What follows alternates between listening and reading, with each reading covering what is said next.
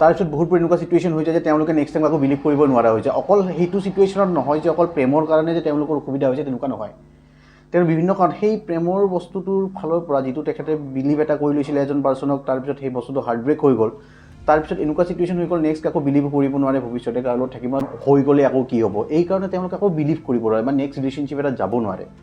তাৰ কাৰণে আপুনি কি ক'ব, তাৰ কাৰণে কি কৰা উচিত? হয়, এইটো কথা একচুৱেলি হয়। আজিকালি সম্পৰ্কবোৰো এনেকুৱা হৈছে যে কি যেতিয়া আপোনাৰ একেলগে দুজনে থাকে তেতিয়াহ'লে তুমি মই তোমাৰ জনমে জনমে মই তোমাৰ লগতে থাকিম, কিন্তু যেতিয়া সৰু সৰু কাৰণত সম্পৰ্কবোৰ শেষ হৈ যায় বেছিভাগৰ এনেকুৱা হয় যে কি তুমি বেলেগৰ মই বেলেগৰ আৰু আমি দেখা দেখি নহওঁ কেতিয়াও।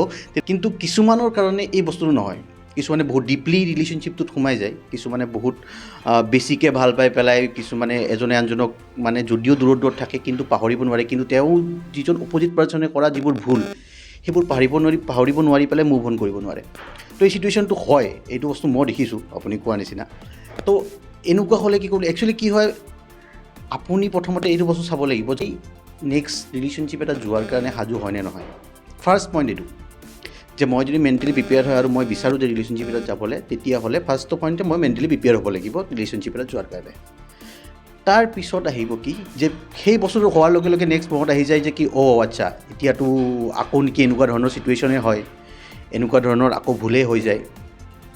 তেওঁলোকে এটা মাইণ্ডছেট বনাই ল'ব লাগিব যে অ'কে মই কান্দি ল'লোঁ, মোৰ হৈ গ'ল, যে যি চিটুৱেশ্যন আগতে হৈছে পাষ্টত সেইটো বস্তু একচেপ্ট কৰাটো দৰকাৰ, যে যি হৈছে হৈ গ'ল, সেই বস্তুটো মোৰে ভুল আছিলে, মই বিশ্বাস তেনেকৈ কৰিব নালাগিছিলে, আৰু যিবোৰ ভুল মই কৰিছোঁ সেইবোৰ যে নেক্সট টাইম নকৰোঁ সেই বুলি এটা মাইণ্ডছেট এটা বনাই ল'ব লাগে। আপোনাৰ আকৌ ভাল পাবলৈ মন যাব, কিন্তু এই বস্তুটোৱে মোৰ ৰখাব।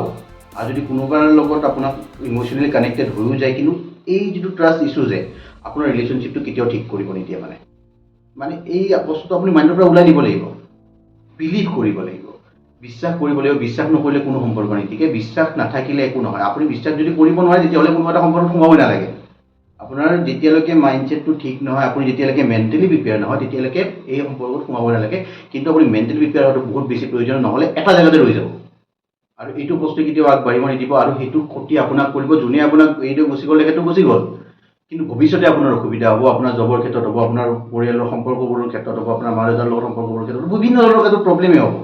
ভয়ত আমি খোজকাঢ়া বাদ দিব নালাগে, এবাৰ কৰিলোঁ খোজকাঢ়া বাদ দিব নালাগে, যে তেতিয়াহ'লে খোজ কাঢ়িব নোৱাৰিমেই আমি যদি পঢ়াৰ ভয়ত খোজ নাকাঢ়োঁ। তো তেনেকুৱা ধৰণৰ কথা। তো সেইকাৰণে নেক্সট টাইম আগবাঢ়িবলৈ হ'লে আপুনি বিশ্বাস কৰিব লাগিব। সমাজত চলিবলৈ হ'লে এটা কথা সঁচা যে বিশ্বাস নকৰাকৈ আপোনাৰ একো নহ'ব।